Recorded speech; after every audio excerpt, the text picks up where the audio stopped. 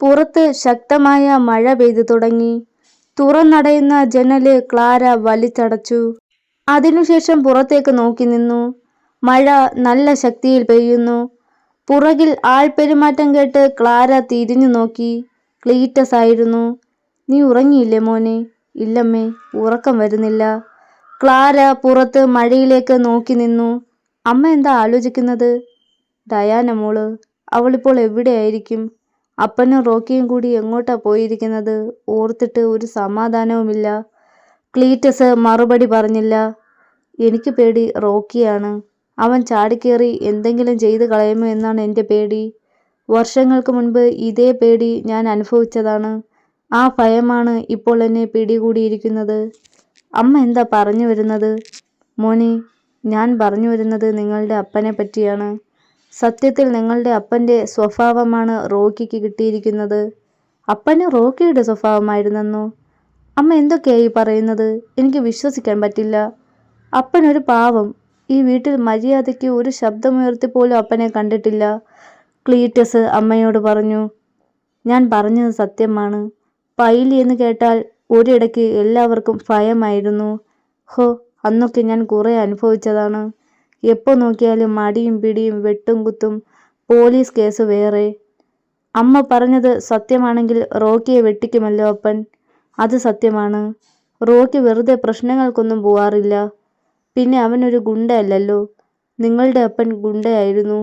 രാഷ്ട്രീയക്കാരുടെ ഗുണ്ട."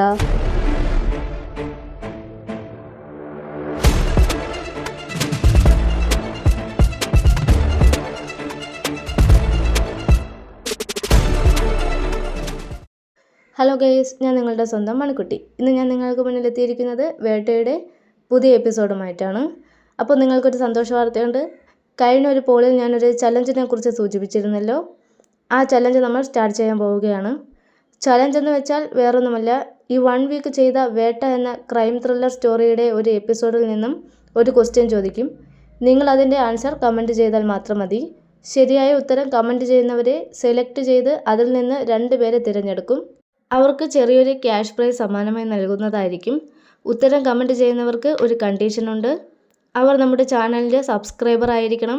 അതുപോലെ വീഡിയോസ് എല്ലാം ലൈക്ക് ചെയ്യുന്നവരുമായിരിക്കണം. ചലഞ്ചിനുള്ള ക്വസ്റ്റ്യൻ തിങ്കളാഴ്ച അപ്ലോഡ് ചെയ്യുന്ന സ്റ്റോറിയിൽ ഉണ്ടായിരിക്കുന്നതാണ്. അപ്പോൾ എല്ലാവരും മറക്കാതെ കാണുക. അപ്പോൾ നമ്മുടെ ചാനൽ ആദ്യമായിട്ട് കാണുന്നവരാണെങ്കിൽ ചാനൽ സബ്സ്ക്രൈബ് ചെയ്യാൻ വിട്ടുപോകരുത്. അതുപോലെ വീഡിയോസ് ലൈക്ക് ചെയ്യാനും വിട്ടുപോകരുത്. നിങ്ങളുടെ അഭിപ്രായങ്ങളും നിർദ്ദേശങ്ങളും കമൻറ്റുകളായി രേഖപ്പെടുത്തുക. എന്നാൽ നമുക്ക് ബാക്കി കഥയിലോട്ട് കടക്കാം. ഒടുവിൽ ആരോ ഇരുട്ടടി അടിച്ച് 1 മാസം ഹോസ്പിറ്റലിൽ കിടന്നു. അന്ന് ഈ പറഞ്ഞ ഒരു രാഷ്ട്രീയക്കാരും തിരിഞ്ഞു നോക്കിയില്ല. അതിനുശേഷം രാഷ്ട്രീയക്കാർക്ക് വേണ്ടിയുള്ള അടിയും വെട്ടും നിർത്തി. ശേഷമാണ് പോലീസുകാരായിട്ട് പ്രശ്നമായത്. അവരെ തൊട്ടതിനും പിടിച്ചതിനുമൊക്കെ അറസ്റ്റ് ചെയ്തു കൊണ്ടുപോകുവാനും ലോക്കപ്പിലിട്ട് ഇടിക്കുവാനും തുടങ്ങി. ലോക്കപ്പിൽ നിന്നും ഇറങ്ങി ചൂടാറുന്നതിന് മുൻപേ അതേ പോലീസുകാരെ വീട്ടിൽ കയറി തല്ലിയിട്ടുണ്ട് നിങ്ങളുടെ അപ്പൻ. അത്രയും ചങ്കൂറ്റമൊന്നും റോക്കി കാണിച്ചിട്ടില്ല. ഇതേ സമയം റോക്കിയുടെ ചവിട്ടുകൊണ്ട് CI സുധാകരൻ തെറിച്ചു വീണു. ശബ്ദം കേട്ട് സുധാകരന്റെ ഭാര്യ ശോഭ ഇറങ്ങി വന്നു.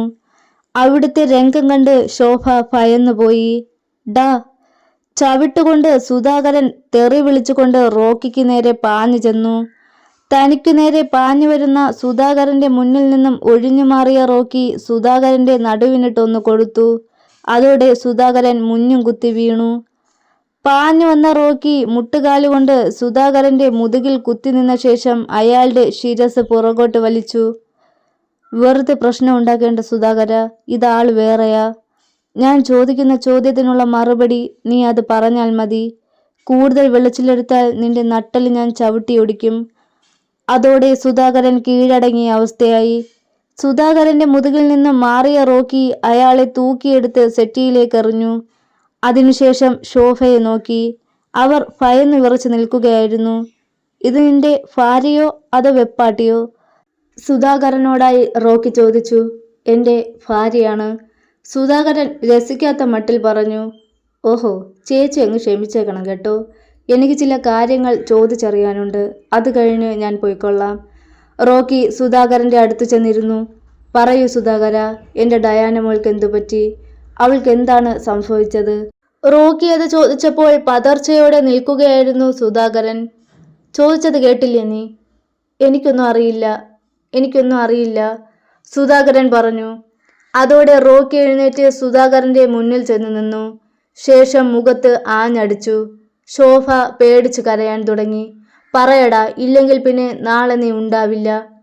സുധാകരന്റെ കഴുത്തിൽ അമർത്തി പിടിച്ചുകൊണ്ട് റോക്കി പറഞ്ഞു. പറയാം, എന്നെ കൊല്ലല്ലേ, ഞാൻ പറയാം. സുധാകരൻ കരയും പോലെയാണ് അത് പറഞ്ഞത്.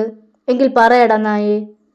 അലക്സാറിന്റെ കോൾ വന്നപ്പോൾ ഞാൻ അവരുടെ ഗസ്റ്റ് ഹൗസിൽ ചെന്നു. ആകെ ടെൻഷൻ അടിച്ചിരിക്കുകയായിരുന്നു അലക്സ്. എന്തു പറ്റി സാർ? ഞാൻ അലക്സാണ്ടറിനോട് ചോദിച്ചു. അത് കിഷോറിനും ജെയിംസിനും ഒരു അബദ്ധം പറ്റി. അബദ്ധമോ? എന്തബദ്ധം? അലക്സാണ്ടർ എന്നെ അകത്തേക്ക് കൂട്ടിക്കൊണ്ടുപോയി. അകത്ത് സെറ്റിയിലിരിക്കുകയായിരുന്നു കിഷോറും ജെയിംസും. അവരെ അവഗണിച്ച് തൊട്ടടുത്ത മുറിയിലേക്ക് ചെന്നു.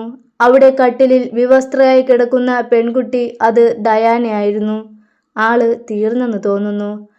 പുറത്തപ്പോൾ ഒരു വാഹനം വന്ന് നിൽക്കുന്ന ശബ്ദം കേട്ടു. അലക്സാണ്ടറും ഞാനും പുറത്തേക്കിറങ്ങിയപ്പോൾ സാവിയോ അകത്തേക്ക് വരികയായിരുന്നു. നേരെ കിഷോറിന്റെയും ജെയിംസിന്റെയും അടുത്തേക്കാണ് സാവിയോ ചെന്നത്. ഞാൻ പറയാത്ത ജോലി ചെയ്യാൻ വളർന്നോടാ നീയൊക്കെ. നിന്റെ ചേട്ടൻ അലക്സാണ്ടർ ഞാൻ പറയുന്നതിൻ്റെ അപ്പുറം പോവില്ല. കാരണം അവനെന്നെ ശരിക്കും അറിയാം. അതിനിപ്പോൾ എന്താ ഉണ്ടായത്? ആ പെണ്ണ് ചത്തുപോയി, അത്രയല്ലേ ഉള്ളൂ. ഇതത്ര വലിയ വിഷയമൊന്നുമല്ലല്ലോ. ചിലക്കില്ലടാ നായെ. ഉപദേശിച്ച് നേരെയാക്കാൻ ശ്രമിച്ച സ്വന്തം അപ്പനെയും അമ്മയെയും നിന്റെ പ്രായത്തിൽ കഴുത്ത് ഞെരിച്ചു കൊന്ന് കെട്ടിത്തൂക്കിയവനാ ഞാൻ. ഞാൻ പറഞ്ഞതിൻ്റെ അർത്ഥം നിനക്കറിയാമല്ലോ. സ്വന്തം അപ്പനെയും അമ്മയെയും കൊല്ലാൻ നേരത്ത് കൈവിറയ്ക്കാത്ത എനിക്ക് നിന്നെയൊക്കെ തീർക്കാൻ നിഷ്പ്രയാസം കഴിയും. ഞാൻ കൊന്നതിൻ്റെ 10-1 പോലും നീയോ നിന്റെ ഈ നിൽക്കുന്ന ചേട്ടനോ കൊന്നിട്ടില്ല. പുതിയ ബിസിനസ്സിലേക്ക് തിരിഞ്ഞപ്പോൾ ഒരു ഗതിയും പരഗതിയും ഇല്ലാതിരുന്ന നിന്റെ ചേട്ടനെ ഞാൻ എല്ലാം ഏൽപ്പിച്ചത് എൻ്റെ സാമ്രാജ്യത്തിൻ്റെ മുതലാളിയായിട്ടല്ല, കാവൽക്കാരനായിട്ടാണ്. ആ നീയൊക്കെ ഞാൻ പറയുന്നത് കേൾക്കണം. പറയാത്ത പണി അത് ചെയ്യാൻ നിൽക്കരുത്. കുട്ടികൾക്ക് ഒരു അബദ്ധം പറ്റിപ്പോയതാ സാവിയോ. അപേക്ഷിക്കും പോലെ അലക്സാണ്ടർ പറഞ്ഞു. ഇനി നമുക്ക് എന്ത് ചെയ്യാൻ പറ്റും? ആ ബോഡി മറവ് ചെയ്യണ്ടേ? അലക്സാണ്ടർ ചോദിച്ചു. എനിക്കതല്ല, ആ റോക്കി ഇതെങ്ങാനും അറിഞ്ഞാൽ എല്ലാത്തിനെയും പച്ചയ്ക്ക് കത്തിക്കും. സുധാകരനാണ് അത് പറഞ്ഞത്. റോക്കിയെ നിങ്ങൾ ഭയന്നാൽ മതി, എനിക്കവനെ ഭയക്കേണ്ട കാര്യമില്ല. സാവിയോ പുറത്തു നിൽക്കുന്ന ബാസ്റ്റിനെ വിളിച്ചു. ഈ പെണ്ണിന്റെ ശരീരം തൂക്കിയെടുത്ത് വിശന്നു വെളിഞ്ഞിരിക്കുന്ന നമ്മുടെ നായ്ക്കൾക്ക് ഇട്ടുകൊടുക്ക്. ബാസ്റ്റിൻ ഡയാനയെ തൂക്കിയെടുത്തു. പെട്ടെന്ന് അവൾ പതുക്കെ അനങ്ങി. സാറേ, ഇവൾ ചത്തിട്ടില്ല, ബാസ്റ്റിൻ സാവിയോയോട് പറഞ്ഞു. സാവിയോ ഡയാനയുടെ മുന്നിൽ വന്ന് മൂക്കിൽ വിരൽ വെച്ച് നോക്കി.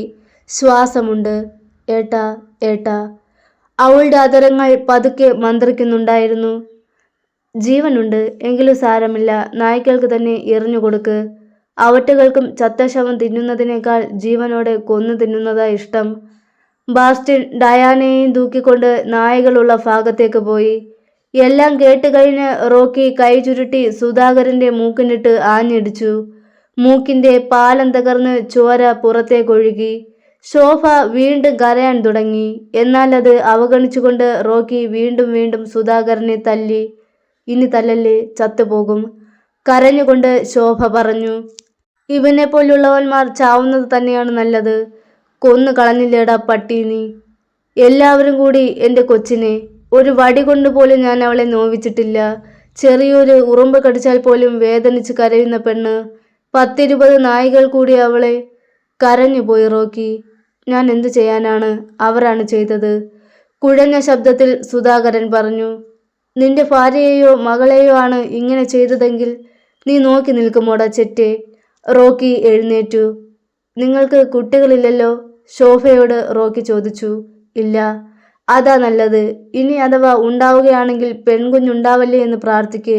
സ്ഥാനക്കയറ്റം കിട്ടാനും അലക്സാണ്ടറിൻ്റെയും അന്യന്മാരുടെയും സ്നേഹവും കിട്ടുവാനും ഈ പട്ടി സ്വന്തം മകളെയും കൂട്ടിക്കൊടുക്കും. അതും പറഞ്ഞ് ഒന്നുകൂടി കൊടുത്തു റോക്കി. അതിനുശേഷം സുധാകരന്റെ ഷർട്ടിൽ കുത്തിപ്പിടിച്ച് തൻ്റെ നേരെ നിർത്തി. തൽക്കാലം ഞാൻ പോവുകയാണ് സുധാകര.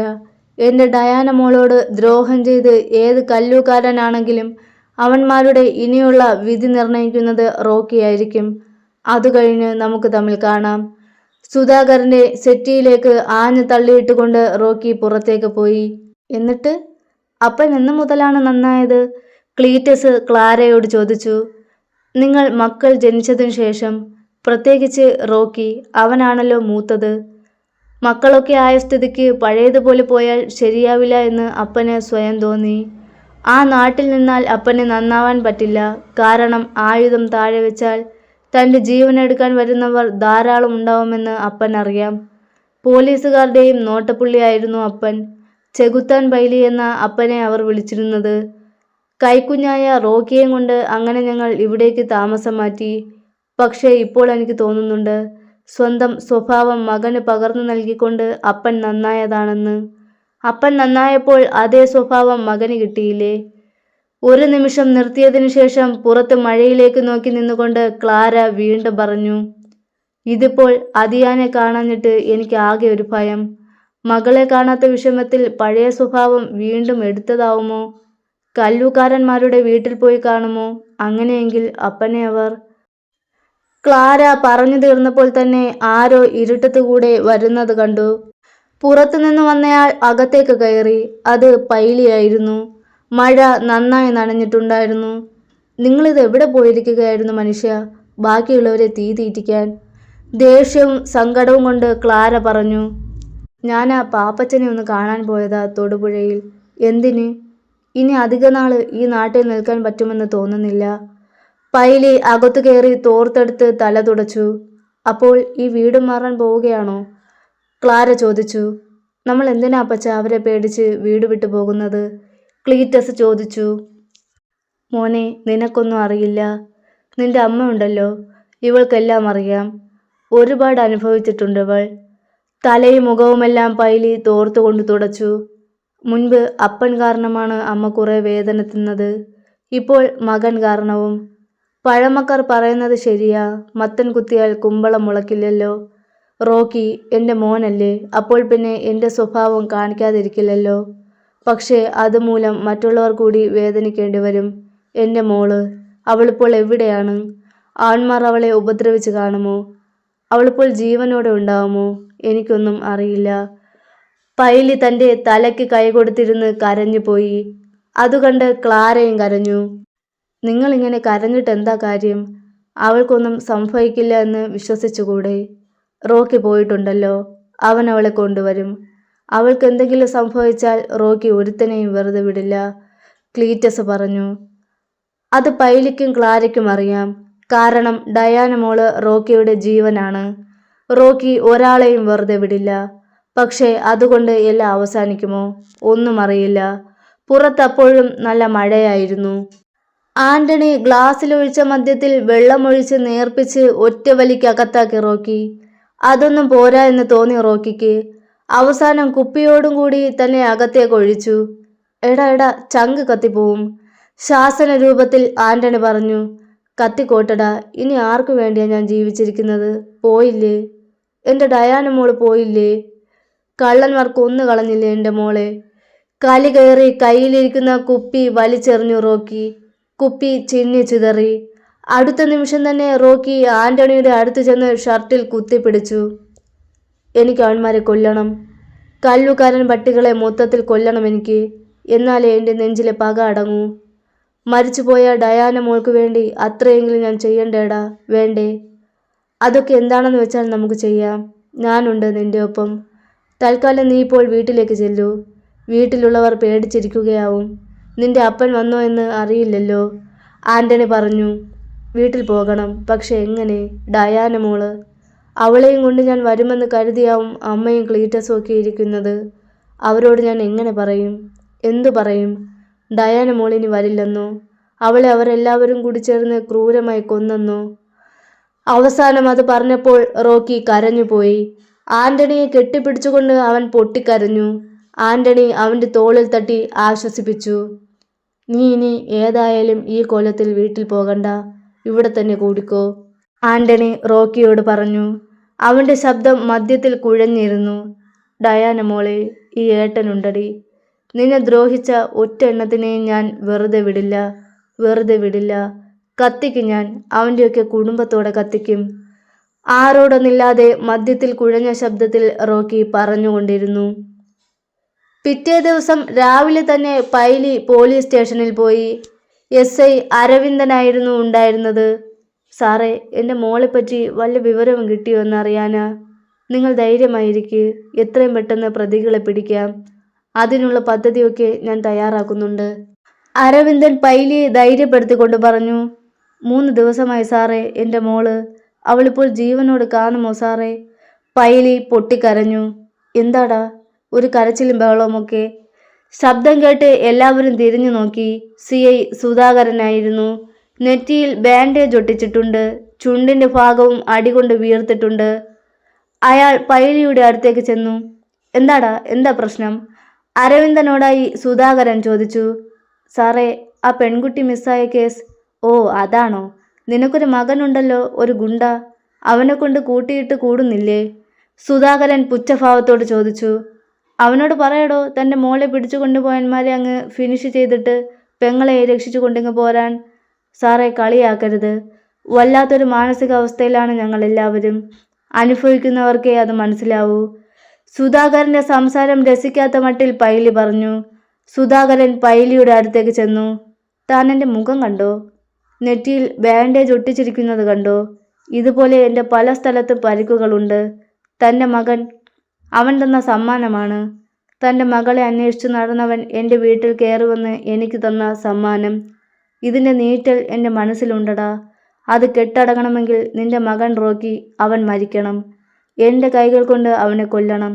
കിട്ടും. ഏതെങ്കിലും ഒരു കേസിൽ അവനെ എൻ്റെ കയ്യിൽ കിട്ടും. പിറ്റേ ദിവസം ലോക്കപ്പിൽ തൂങ്ങിക്കിടക്കുന്ന മകൻ്റെ ശരീരം തനിക്ക് കാണാം. എടോ പൈലി, അവനെ താനങ്ങ് മറന്നേക്ക്.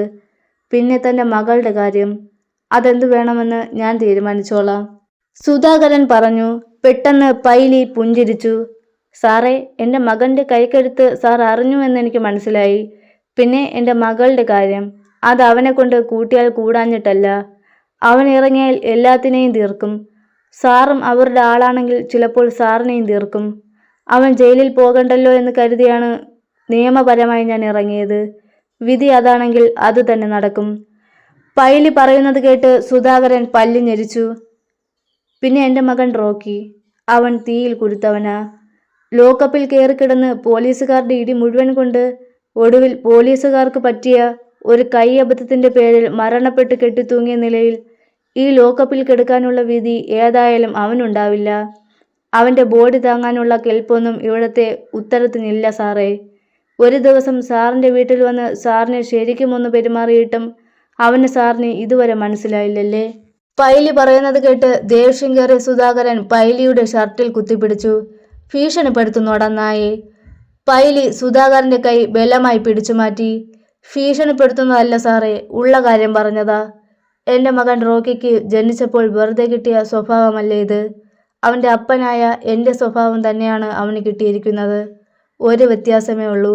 അവൻ്റെ സ്ഥാനത്ത് ഞാനായിരുന്നു സാറിൻ്റെ വീട്ടിൽ വന്നിരുന്നതെങ്കിൽ സാർ ഇപ്പോൾ ഇങ്ങനെ ജീവനോടെ ഇവിടെ നിൽക്കില്ലായിരുന്നു. അതറിഞ്ഞുകൊണ്ട് തന്നെയാണ് സാറേ അന്നത്തെ പോലീസ് എന്നെ ചെകുത്താൻ പൈലി എന്ന് വിളിച്ചിരുന്നത്. ഒരു പതർച്ചയോടെ സുധാകരൻ പുറകോട്ട് മാറി. പോട്ടെ സാറേ, ഏതായാലും നിങ്ങളിൽ നിന്ന് നീതി ലഭിക്കില്ല എന്ന് എനിക്ക് മനസ്സിലായി. അതും പറഞ്ഞ് പൈലി ഇറങ്ങിപ്പോയി. എന്താ സാറേ ഇത്? ഇങ്ങനെയാണോ പരാതിയുമായി വന്നിരുന്നവരോട് പെരുമാറുന്നത്? പൈലി പോയി കഴിഞ്ഞപ്പോൾ അരവിന്ദൻ ചോദിച്ചു. നീ നിന്റെ കാര്യം നോക്കിയാൽ മതി. അതൊക്കെ പോട്ടെ, നീ എന്തോ പ്ലാൻ തയ്യാറാകുന്നെന്ന് കേട്ടല്ലോ, എന്താണത്? അരവിന്ദനോട് സുധാകരൻ ചോദിച്ചു. അതിപ്പോൾ സാർ അറിയണ്ട. മോനെ അരവിന്ദ, ഇറച്ചിയിൽ മണ്ണ് പറ്റാതെ നോക്കിക്കോ. ഓ സാരമില്ല സാർ. മരിക്കാൻ പേടിയുള്ളവന് എന്തിനേയും ഭയം കാണും. എന്നാൽ മരിക്കാൻ പേടിയില്ലാത്തവന് ഒന്നിനെയും ഭയം കാണില്ല.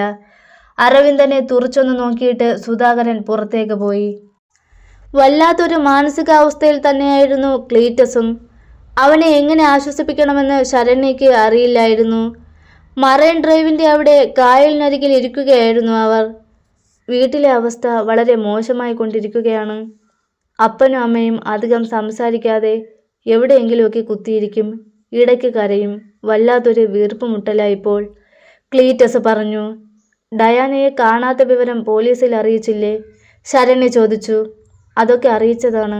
പോലീസുകാരിൽ പലരും അവരുടെ ആളുകളാണ്. അതുകൊണ്ടാവും ഒരുമാതിരി അലസഭാവം.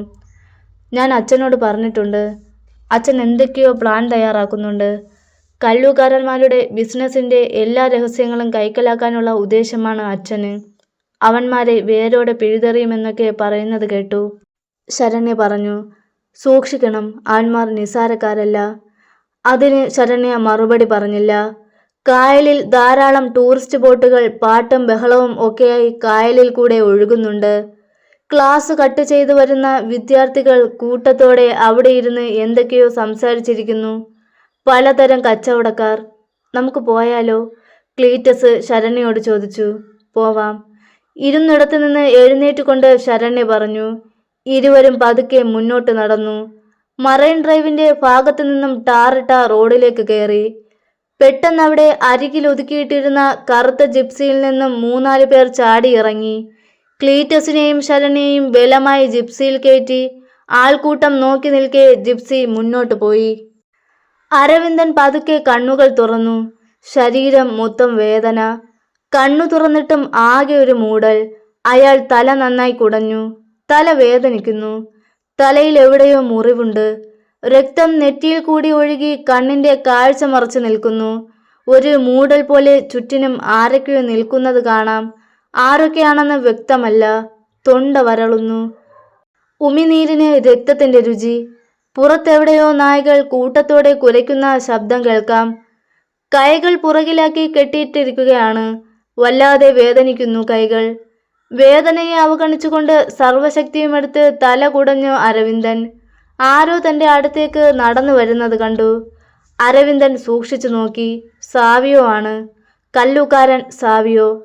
ഇതിൻ്റെയൊക്കെ വല്ല ആവശ്യമുണ്ടായിരുന്നു അരവിന്ദ? DIG കൃഷ്ണകുമാർ എന്നെ തകർക്കാൻ തന്നെ ഏൽപ്പിച്ച ആ രഹസ്യരേഖകൾ, അതെന്നെ ഏൽപ്പിച്ചാൽ തീരാവുന്ന പ്രശ്നമേ ഉള്ളൂ. താൻ അത് ചെയ്യാഞ്ഞത് കൊണ്ടല്ലേ തന്നെ എനിക്ക് ദേഹോപദ്രവം ഏൽപ്പിക്കേണ്ടി വന്നത്?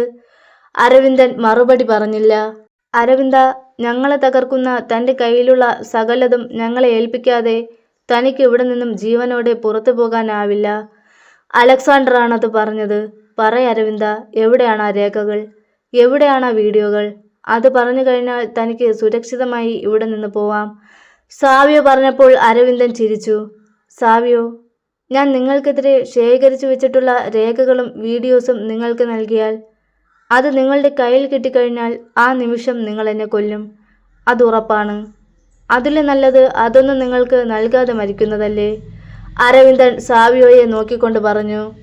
അതിനർത്ഥം നീ പറയാൻ ഉദ്ദേശിക്കുന്നില്ല എന്നല്ലേ?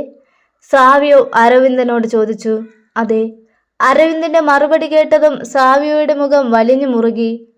അവരെ ഇങ്ങ് കൊണ്ടുവാ, സാവിയോ ഉച്ചത്തിൽ വിളിച്ചു പറഞ്ഞു. അല്പം കഴിഞ്ഞപ്പോൾ കിഷോറും ജെയിംസും കുറച്ച് ഗുണ്ടകളും 2 പേരെ ബലമായി പിടിച്ച് അവിടെ കൊണ്ടുവന്നു. അരവിന്ദൻ കണ്ടു തൻ്റെ മകൾ ശരണ്യ, കൂടെ അവൾ ഇഷ്ടപ്പെട്ടിരുന്ന ക്ലീറ്റസും. അവരെ കണ്ടതും അരവിന്ദന്റെ ശരീരം മൊത്തം മരവിച്ചതുപോലെയായി. നീ ഇത് പ്രതീക്ഷിച്ചില്ല അല്ലേ അരവിന്ദ? പക്ഷേ എനിക്കറിയാമായിരുന്നു, യാതൊരു ഭീഷണിക്കും വഴങ്ങുന്നവനല്ല നീയെന്ന്. ഇട്ടിരിക്കുന്ന യൂണിഫോമിനോട് നീതി പുലർത്തുന്ന ഒരു പോലീസ് ഇൻസ്പെക്ടർ SI അരവിന്ദൻ. വെറുമൊരു ഭീഷണിക്ക് വഴങ്ങി ഇട്ടിരിക്കുന്ന യൂണിഫോമിനോട് അനീതി കാണിക്കില്ല എന്ന് എനിക്കറിയാം. കാരണം സ്വന്തം ജീവിതത്തേക്കാൾ ഏറെ യൂണിഫോമിനെ സ്നേഹിക്കുന്ന ആളാണ് നിങ്ങൾ. അപ്പോൾ പിന്നെ ഞാൻ എന്താ ചെയ്യുക? നിന്റെ കുടുംബത്തിലുള്ളവരെ തൊട്ട് കളിച്ചാൽ നീ വഴങ്ങുമോ എന്ന് നോക്കണ്ടേ?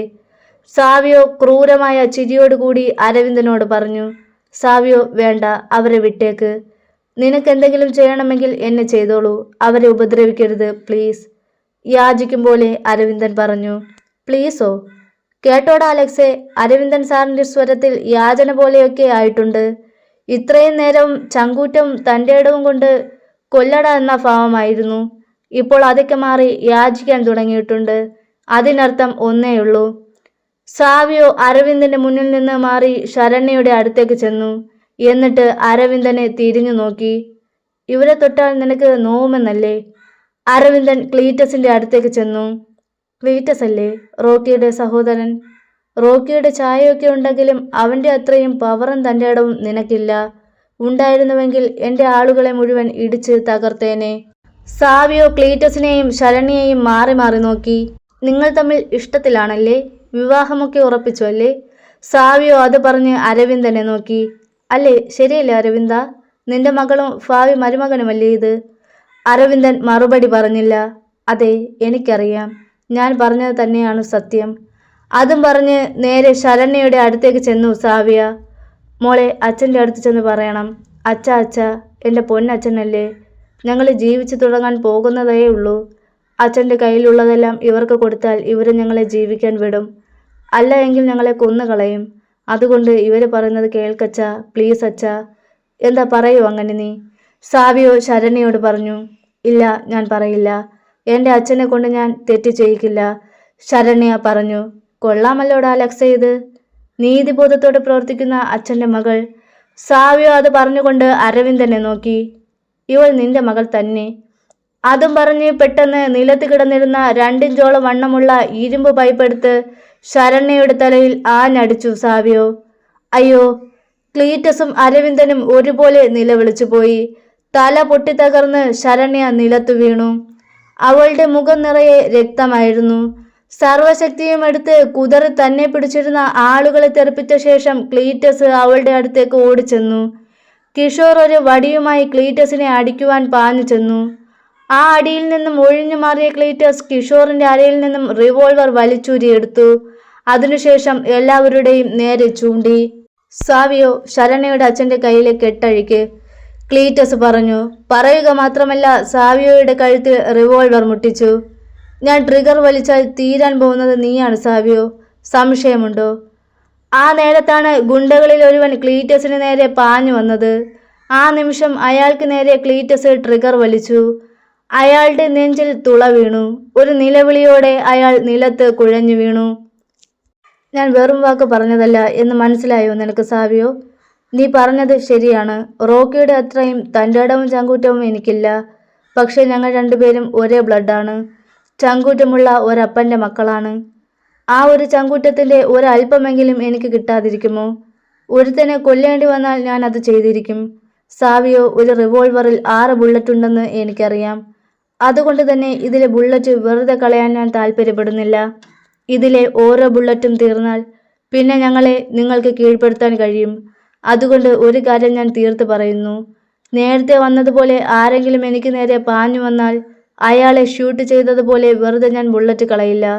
പകരം ഞാൻ ഷൂട്ട് ചെയ്യാൻ പോകുന്നത് നിന്നെ ആയിരിക്കും.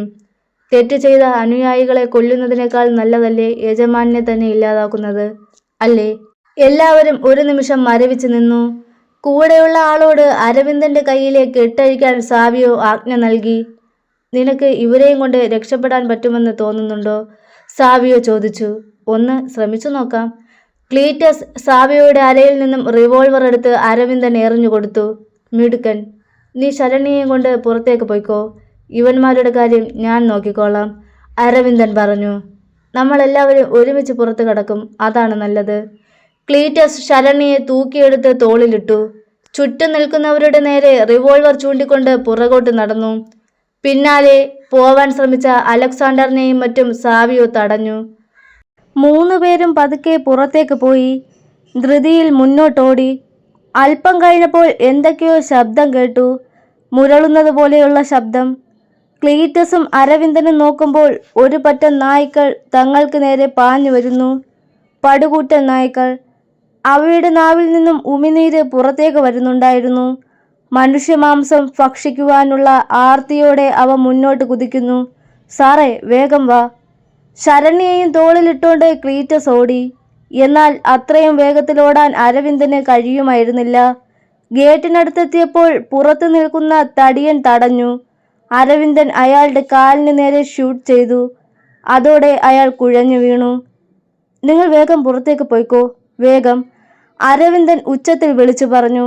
എന്നാൽ അരവിന്ദനെ കൂടി രക്ഷിക്കണം എന്ന ശ്രമമായിരുന്നു ക്ലീറ്റസിന്. ഗേറ്റിന് പുറത്ത് ക്ലീറ്റസ് ശരണ്യയും കൊണ്ട് ഇറങ്ങിയെങ്കിലും അരവിന്ദന് നേരെ നായ്ക്കൾ ചാടി വീണിരുന്നു. ക്ലീറ്റസ് അരവിന്ദനെ രക്ഷിക്കാൻ അരവിന്ദന്റെ അടുത്തേക്ക് ചെല്ലാൻ ശ്രമിച്ചെങ്കിലും അരവിന്ദൻ ഗേറ്റ് അടച്ചു കളഞ്ഞു. എങ്ങനെയെങ്കിലും ക്ലീറ്റസിനെയും ശരണ്യയെയും രക്ഷിക്കുകയായിരുന്നു അരവിന്ദന്റെ ഉദ്ദേശം. അപ്പോഴേക്കും നായകൾ അരവിന്ദനെ പൊതിഞ്ഞിരുന്നു. എന്തു ചെയ്യണമെന്നറിയാതെ ക്ലീറ്റസ് കുഴഞ്ഞുപോയി. എന്നാൽ ശരണ്യ ഇതൊന്നും അറിയുന്നുണ്ടായിരുന്നില്ല. അവൾക്ക് ബോധമില്ലായിരുന്നു. പെട്ടെന്നാണ് എവിടെ നിന്നോ വാഹനം വരുന്ന ശബ്ദം കേട്ടത്.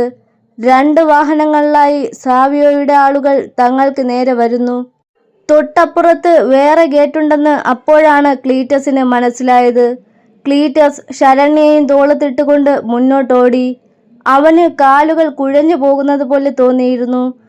വാഹനത്തിലുള്ളവർ ആർത്തട്ടഹസിച്ചുകൊണ്ട് തങ്ങളുടെ നേരെ വരികയാണ്. അവർക്കറിയാം തങ്ങൾ രക്ഷപ്പെടില്ല എന്ന്. ആ ഒരു സന്തോഷത്തിൽ പൊട്ടിച്ചിരിച്ചുകൊണ്ട് അവർ എന്തൊക്കെയോ വിളിച്ചു പറയുന്നുണ്ട്. മുകളിലെ പഴുതിയില്ലാത്ത ജീപ്പായിരുന്നു അവരുടേത്. അതുകൊണ്ട് തന്നെ പലരും എഴുന്നേറ്റ് നിൽക്കുകയാണ്. ക്ലീറ്റസെ, പൊന്നുമോനെ, എന്തിനാടാ ആ പെണ്ണിനെയും കൊണ്ട് ഇങ്ങനെ ഓടുന്നത്? അവളെ ഇങ്ങ് തന്നേക്ക്, ഞങ്ങൾ നോക്കിക്കോളാം. പറയുന്നത് കേൾക്കട ചക്കരെ, അവരിലൊരുവൻ വിളിച്ചു പറയുന്നു. ക്ലീറ്റസ് മുന്നോട്ട് കുതിച്ചു. എങ്ങനെയും രക്ഷപ്പെടണം. എന്നാൽ ജീപ്പുകളിലൊരെണ്ണം ക്ലീറ്റസിനെ ഇടിച്ചു. ശരണ്യയും കൊണ്ട് ക്ലീറ്റസ് മറിഞ്ഞു വീണു. 2 പേരും ഉരുണ്ട് താഴോട്ട് പോയി. ഗുണ്ടകൾ ജീപ്പ് നിർത്തി ചാടി ഇറങ്ങി. അവർ പോയ ഭാഗത്തേക്ക് അവർ കുതിച്ചു ചെന്നു. ക്ലീറ്റസിന്റെ തലയും പൊട്ടിയിരുന്നു. ഇനി ഓടാൻ വയ്യ. ശരീരം കുഴഞ്ഞു പോകുന്നു. കാഴ്ച മറയുന്നു. ഗുണ്ടകൾ തങ്ങൾക്ക് നേരെ നടന്നു വരുന്നത് അവൻ കണ്ടു. ആരോ തന്നെ താങ്ങി പിടിച്ചെടുക്കുന്നത് പോലെ തോന്നി ക്ലീറ്റസിന്. തങ്ങൾക്ക് നേരെ പാഞ്ഞു വന്ന ഗുണ്ടകൾ ചിന്നി ചിതറുന്നു. തന്നെ എടുത്ത് ഏതോ ഒരു വാഹനത്തിലിടുന്നു. പിന്നെ ഒന്നും ഓർമ്മയില്ല. ബോധം തെളിഞ്ഞപ്പോൾ റോക്കിയുടെ അടുത്തായിരുന്നു ക്ലീറ്റസ്. റോക്കിയും കൂട്ടുകാരും ഇടയ്ക്ക് വന്നിരിക്കാറുള്ള ആ ഓടിട്ട വീട്ടിലായിരുന്നു. ഞാൻ എങ്ങനെ ഇവിടെ എത്തി? ക്ലീറ്റസ് ചോദിച്ചു. ആ ചോദ്യത്തിന് തൽക്കാലം മറുപടിയില്ല. തൽക്കാലം നീ ഇവിടെ രഹസ്യമായി താമസിച്ചേ പറ്റൂ. ശരണ്യ എവിടെ? ക്ലീറ്റസ് വേവലാതിയോടെ ചോദിച്ചു. അവളെപ്പറ്റി ഒന്നും എനിക്കറിയില്ല. നിന്നെ മാത്രമേ എനിക്ക് കിട്ടിയുള്ളൂ. നീ ജീവനോടെ ഉണ്ടെന്നറിയുന്നത് ആപത്താണ്. തൽക്കാലം അത്രയും അറിഞ്ഞാൽ മതി. ഇത് കേട്ട് ക്ലീറ്റസ് തളർന്നു. ശരണ്യയെ അവന്മാർ കൊണ്ടുപോയോ? കർത്താവെ, ചെയ്തത് മുഴുവൻ വെറുതെ ആയല്ലോ. ക്ലീറ്റസിന്റെ കണ്ണുകളിൽ നിന്നും കണ്ണുനീർ ഒഴുകി. പിറ്റേ ദിവസം തന്നെ ക്ലീറ്റസിനെ കാണാതെ പോലീസ് സ്റ്റേഷനിൽ പരാതി കൊടുത്തു പൈലി. ഇവിടെ SI അരവിന്ദൻ സാറിനെ കാണുന്നില്ല. വിളിച്ചിട്ട് ഫോൺ സ്വിച്ച് ഓഫ് ആണ്. പുള്ളിയും മിസ്സിംഗ് ആണ്. അതിനിടയ്ക്കാണ് ഈ ഒരു കേസ്. ഒരു കോൺസ്റ്റബിൾ പറഞ്ഞു. അദ്ദേഹം എവിടെ പോയി? ഇതിന്റെ എല്ലാം പിന്നിൽ കല്ലൂക്കാരന്മാരാണ്. അവർക്കെതിരെ എന്തോ തെളിവുമായി സാറ് നടപ്പുണ്ടായിരുന്നു. അവരെ മൊത്തത്തിൽ അകത്താക്കും എന്ന വാശിയായിരുന്നു. അവർ തന്നെയാണ് ഇതിനെല്ലാം പിന്നിൽ. ഞാൻ പറഞ്ഞെന്ന് പറയല്ലേ, എൻ്റെ തല പോകും. ആ കോൺസ്റ്റബിൾ പറഞ്ഞു. നിങ്ങളൊരു കാര്യം ചെയ്യൂ, ഒരു പരാതി എഴുതിയിട്ട് പോയിക്കോ. എന്തെങ്കിലും ഉണ്ടെങ്കിൽ അറിയിക്കാം. പൈലി ഒരു പരാതി എഴുതി കൊടുത്തു. പിറ്റേ ദിവസം അഴുകിയ ഒരു മൃതദേഹം വല്ലാർപാടം കണ്ടെയ്നർ പാലത്തിന്റെ അടിയിൽ കാണപ്പെട്ടു. പോലീസിന്റെ നിർദ്ദേശപ്രകാരം അവിടെ ചെന്ന പൈലി അത് ക്ലീറ്റസ് ആണെന്ന് ഉറപ്പിച്ചു.